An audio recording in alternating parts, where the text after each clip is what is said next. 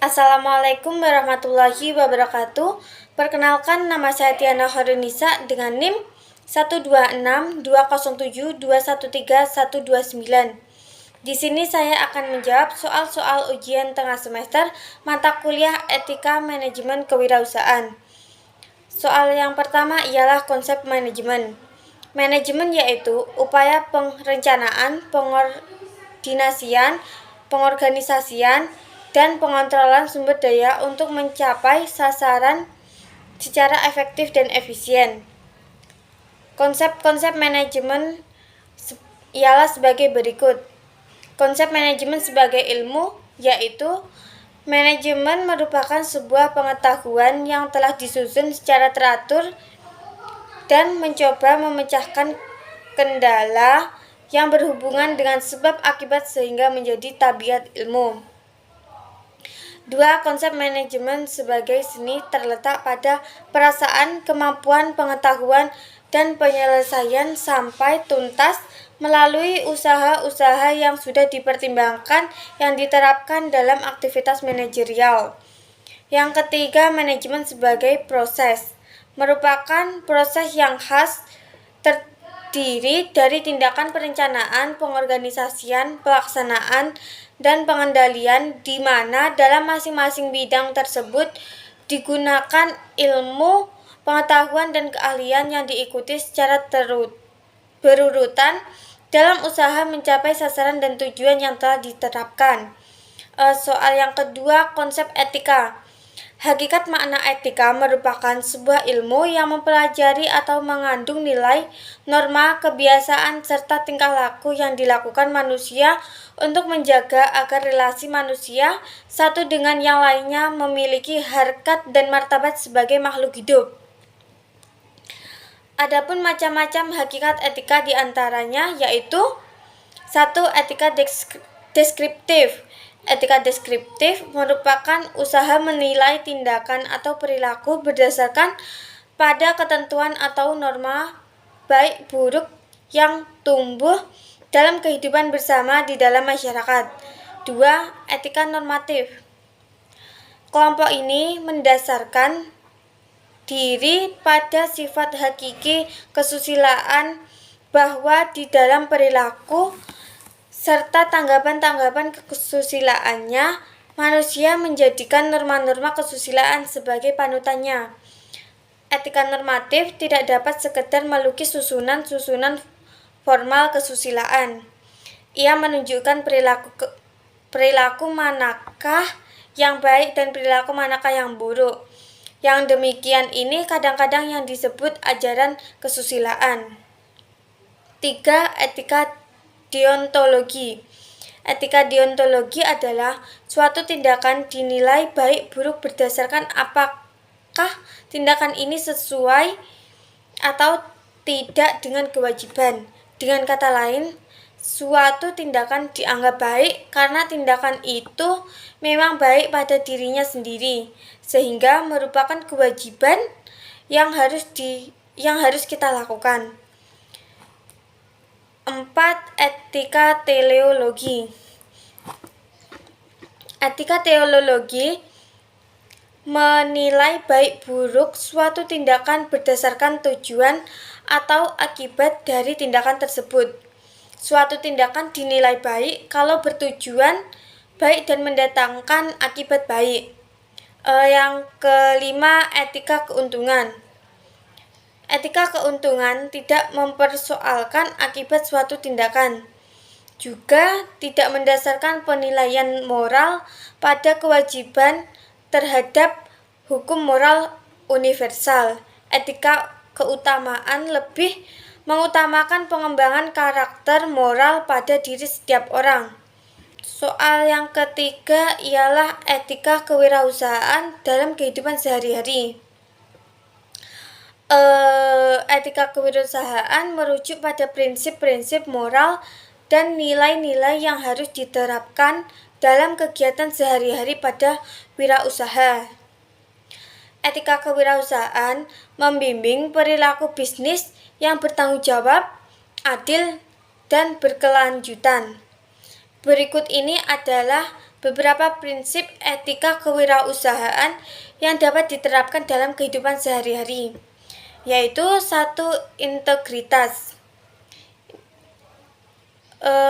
Hal ini penting untuk menjaga integritas pribadi dan profesional dalam setiap aspek bisnis. Ini melibatkan perilaku jujur, konsisten, dan adil dalam suatu transaksi dan hubungan dengan karyawan, pelanggan, dan mitra bisnis. Yang kedua, tanggung jawab sosial. Sebagai wirausaha, penting untuk menyadari dampak sosial dari bisnis Anda dan bertanggung jawab terhadap masyarakat. Ini mencakup mempertimbangkan kesejahteraan masyarakat, menjaga lingkungan, dan berkontribusi pada pembangunan sosial. Dan yang ketiga, transparansi. Prinsip transparansi melibatkan berkomunikasi dengan jelas dan jujur kepada semua pihak yang terkait, termasuk pelanggan, karyawan, investor, dan mitra bisnis. Melalui transparansi, Anda membangun kepercayaan dan menghindari praktik yang merugikan atau merugikan orang lain. Yang keempat, kepedulian terhadap karyawan. Menunjukkan perhatian dan kepedulian terhadap karyawan adalah prinsip penting dalam etika kewirausahaan. Ini termasuk memberikan kondisi kerja yang aman dan adil, memberikan kesempatan pengembangan, memperlakukan semua karyawan dengan hormat, dan menghargai keanekaragaman. Yang kelima, komitmen terhadap kualitas. Penting untuk mengutamakan kualitas dalam produk atau layanan yang disediakan. Komitmen terhadap kualitas membangun kepercayaan dengan pelanggan dan memastikan kepuasan mereka. Ini juga mencakup tanggung jawab untuk memperbaiki atau mengganti produk yang cacat atau tidak memenuhi harapan pelanggan. Etika kewirausahaan bukanlah aturan yang baku, tetapi landasan moral yang memandu tindakan dalam dunia bisnis. Penting untuk mengadaptasi prinsip-prinsip etika kewirausahaan dalam setiap keputusan dan tindakan sehari-hari untuk mencapai kesuksesan dan berkelanjutan dan positif. Soal yang keempat ialah konsep kewirausahaan dan tujuan kewirausahaan dalam Islam. Wira swasta atau wirausaha sebagai padanan entrepreneur adalah orang yang berani membuka lapangan pekerjaan dengan kekuatan sendiri. Tidak saja menguntungkan diri sendiri, tetapi juga menguntungkan masyarakat karena dapat menyerap tenaga kerja yang memerlukan pekerjaan. Saat ini diperlukan lahirnya para entrepreneurship Muslim yang telah dicontohkan pada masa Nabi Muhammad SAW, para sahabat, dan para masa khalifah, yaitu para entrepreneurship yang jujur, amanah, dan bertakwa. Sejarah Islam mencatat bahwa entrepreneurship telah dimulai sejak lama, pada masa Adam alaihi salam, di mana salah satu anaknya Habil berwirausaha dengan bercocok tanam dan Qabil berwirausaha dengan mengembala hewan ternak. Adapun tujuan kewirausahaan menurut Islam yaitu sebagai berikut. Berdagang tidak hanya bertujuan mencari keuntungan semata. Berdagang adalah hobi, berdagang adalah ibadah, perintah kerja keras, dan perdagangan atau kewirausahaan pekerjaan mulia dalam Islam. Soal yang kelima ialah sifat-sifat dan karakteristik wirausaha sukses. Sifat-sifat yang harus dimiliki oleh seorang wirausaha yaitu sebagai berikut. 1. Percaya diri. Orang yang percaya diri tidak bergantung pada orang lain. Ia memiliki rasa tanggung jawab yang tinggi, objektif, dan kritis. Ia tidak hanya menyerap pendapat atau opini orang lain, tetapi juga mempertimbangkan secara kritis. 2. Berorientasi pada tugas dan hasil. Orang ini tidak mengutamakan prestasi dulu, tetapi mengedepankan prestasi. Setelah berhasil, presentasinya akan naik. 3. Pengambil resiko. Wirausaha harus berani mengambil resiko, seperti persaingan, harga naik turun, barang tidak laku, dan sebagainya. Sekalipun demikian, semua tantangan ini harus dihadapi dengan penuh perhitungan. Seorang wirausahawan adalah penentu resiko, bukan sebagai penanggung resiko. 4. Kepemimpinan. Dengan keunggulan bidang kepemimpinan, seorang wirausaha akan sangat memperhatikan orientasi pada sasaran, hubungan kerja atau personil, dan efektivitas. 5. Keorisinalan. Sifat orisinal tentu tidak selalu ada pada diri seseorang. Orisinal artinya tidak mengekor pada orang lain. Orisinal tidak berarti baru, tetapi mencerminkan hasil kombinasi baru atau reintegrasi dari komponen-komponen yang sudah ada sehingga melahirkan sesuatu yang baru. 6. Berorientasi ke masa depan. Seorang wirausaha harus mempunyai visi masa depan tentang tindakan yang hendak dilakukan dan hasil yang ingin dicapai. Sebuah usaha bukan didirikan untuk sementara waktu, melainkan untuk selamanya.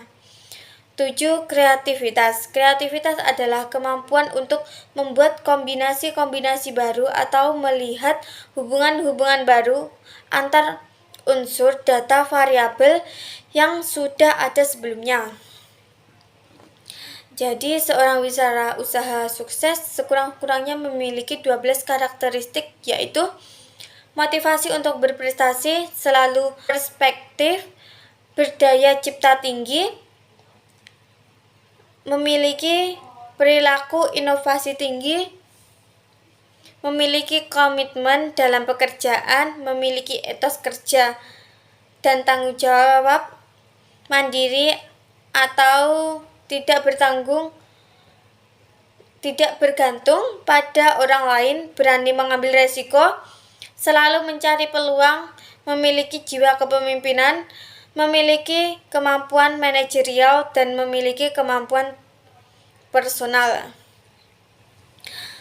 Soal yang terakhir ialah soal ke-6, etika menemukan peluang usaha.